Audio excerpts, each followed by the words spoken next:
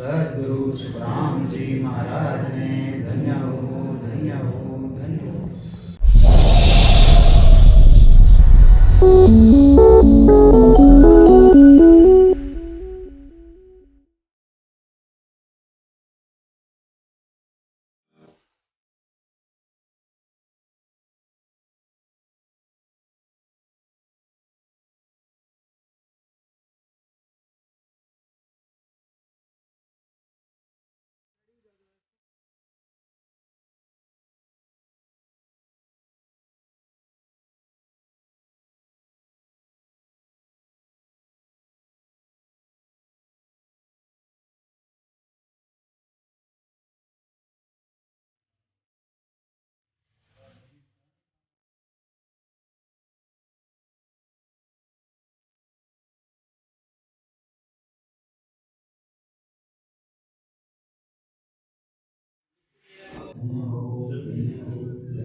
कोई वन बोल।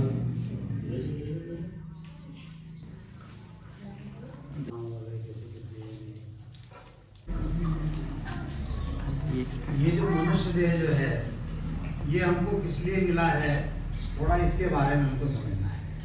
बराबर। कहते हैं कि मानव देह दुलंब है, मिली है न बारंबार, पाका फल जो गिर पड़े बहुदिन लागेगा। यह मनुष्य देह कैसा है, आदि सद्गुरु सुखराम जी महाराज कहते हैं, भटकत भटकत नीत मिलो है, मानव तन अवतारा, सुरपत देव सकल सोई बंचे, मिले न दूजी बारा। भटकत भटकत नीट मिलो है, एकदम सही देह दी है उसने हमको। अगर वो हमको एक आध कान नहीं देता, एक आधी आंख नहीं देता, एक आधा हाथ नहीं देता, हम उसका कुछ नहीं बिगाड़ लेते। एकदम नीट दिया है, कान की जगह कान दिए, नाक की जगह नाक दिए, इतना सुंदर देह दिया। ये कब मिला है हमको? भटकर तो भटकर। कितना भटकना पड़ा इसके लिए पता है आपको? 43,20,000 साल 84 लाख योनि भुगतने के बाद ये वस्तु मिली है। भटकत भटकत नीट मिलो है, मानव तन अवतारा। जैसे रामचंद्र का अवतार आया, जैसे कृष्ण का अवतार आया, परशुराम का अवतार आया, ऐसे ही ये जो मनुष्य देह जो है ये आपको अवतार मिला है। और ये मनुष्य देह के लिए सूरपत, सूर मतलब देवता, पत मतलब पति, देवताओं का पति, देवताओं का पति मतलब देवताओं का राजा जो मुखिया है। सूरपत यानी 33 कोटि देवताओं का राजा इंद्र। देव, देव का मतलब ब्रह्मा विष्णु महादेव। सूरपत देव सकल सोई बंचे, सभी 33 करोड़ देवता ये मनुष्य देह की चाहना करते हैं। इतनी बड़ी वस्तु हमारे पास में है। और ये क्या है? ये साधन है। कैसा साधन है? ये परम मोक्ष में जाने का साधन है। अब इसमें होता कैसे है, हम भक्ति तो करते हैं लेकिन समझ कर नहीं करते हैं। एक छोटी सी किस्सा बताऊंगा मैं आपको। अगर समझ सको तो हंसा समझो, समझ सको तो हंसा समझो, मत जुग संग बह जाओ, सत स्वरूप आनंद पद केवल, सत स्वरूप आनंद पद केवल, तासु मन लाओ, समझ सको तो। इसी जगत का एक उदाहरण देता हूं आपको। एक राजा था। राजा,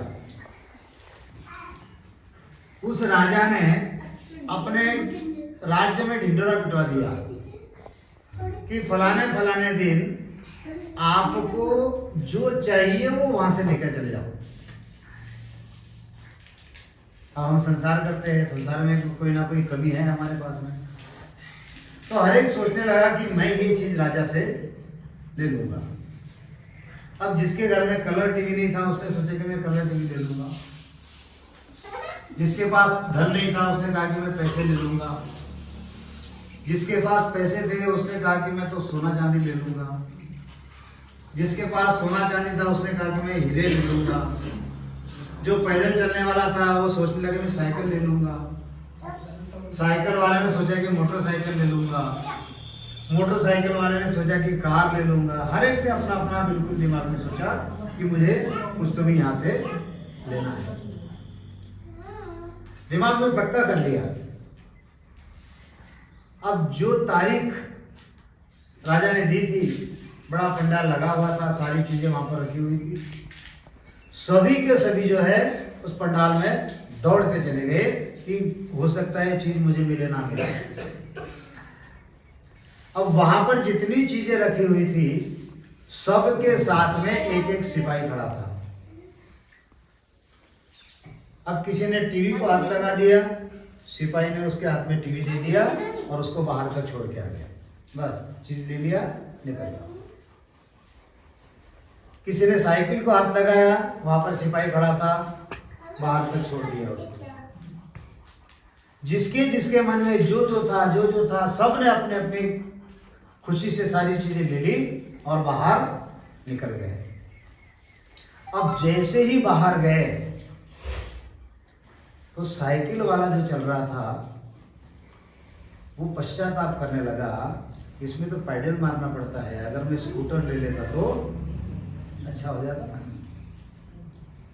अब जो स्कूटर वाला था वो पश्चाताप करने लगा कि मैं थोड़ी बुलेट ले लेता तो अच्छा हो जाता, आवाज भी अच्छी करती है, बैठने भी अच्छी है। जिसने बुलेट लिया वो पश्चाताप करने लग गया, इसमें तो धूप भी लगती है और पानी भी लगता है, मैं अगर कार ले लेता तो अच्छा हो जाता। जिसके पास में रुपए नहीं थे, धन नहीं थे, उसने तो रुपए उठा लिए, लेकिन सामने वाला सोना चांदी लेकर जा रहा है, ये पश्चाताप करने लगा कि मैं रुपए क्यों लिया, मैंने सोना चांदी क्यों नहीं लिया। जिसने सोना चांदी लिया था वो हीरे देख रहा है कि या तो इसने तो हीरे ले लिए। मतलब जितने भी लोग थे, जो जो चीज जिसने ली, सारे के सारे पछतावा करने लगे। वहां पर एक छोटा सा बालक था, वो देख रहा था कहां पर क्या है, कहां पर क्या है, कहां क्या है, कहां क्या है। ये सब बेटा 2 मिनट जरा देखो बाहर चलो बाहर। तो वहां पर एक छोटा बालक था जो देख रहा था कहां क्या चल रहा है, कहां क्या चल रहा है। अब वो घूमते घूमते घूमते राजा के पास चला गया। उसने पूछा सिपाही से, ये कौन है? बोले ये राजा है। और ये सारा बाजार? बोले सब राजा का है। उसने झट से राजा का हाथ पकड़ लिया, मुझे राजा चाहिए। क्या किया उसने? राजा का हाथ पकड़ लिया, मुझे राजा चाहिए। अब उस दिन तो सब ऐलान किया गया था, राजा उसको देना पड़ा। अब जब राजा उसके पास में आ गया तो सारी चीजें जो है वो किसकी हो गई? उसी की हो गई।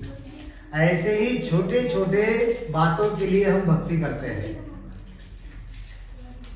मेरी नौकरी लग जाए, मेरा धंधा चल जाए, मेरा कॉन्ट्रैक्ट पास हो जाए, मेरा घर बन जाए, मेरा बंगला बन जाए, इसी के लिए हम ये सारी बातें करते हैं। लेकिन अगर परमात्मा की भक्ति करोगे तो परमात्मा आपको सब कुछ दे सकता है। लेकिन कब?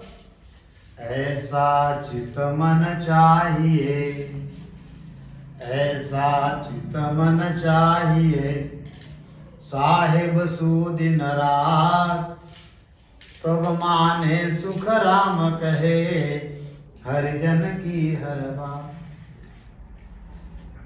तो सोचो, विचार करो कि हमको क्या चाहिए।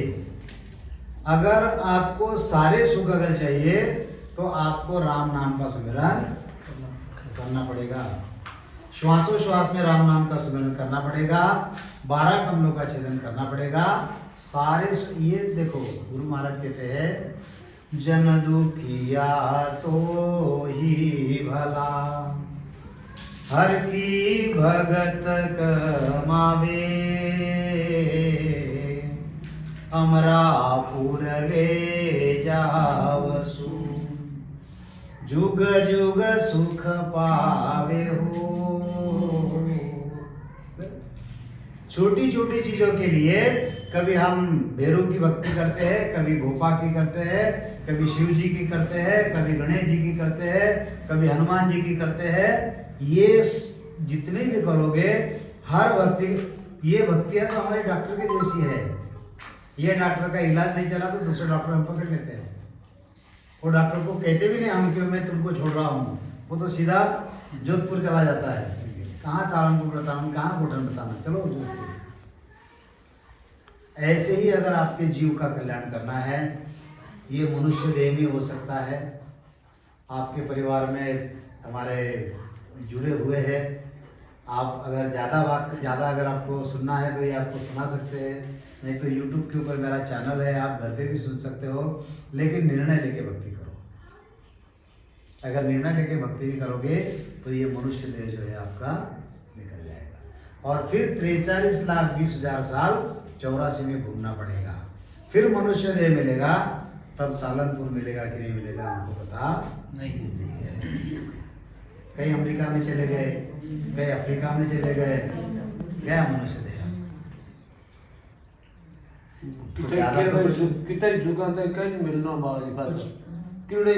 एकदम सही बात है। तो इस चीज को समझो और इसको धारण करो। ज्यादा समय तो मेरे पास भी नहीं है अभी, अगर कभी मिलेंगे दोबारा तो बहुत कुछ समझाऊंगा मैं, बराबर है। एक तो मैं आ जाऊंगा, नहीं तो आप लोग आइएगा। बोलो आदि सद्गुरु, सर्वात्माओं के सद्गुरु, सर्व सृष्टि के सद्गुरु, सद्गुरु सुखराम जी महाराज ने धन्य हो, धन्य हो।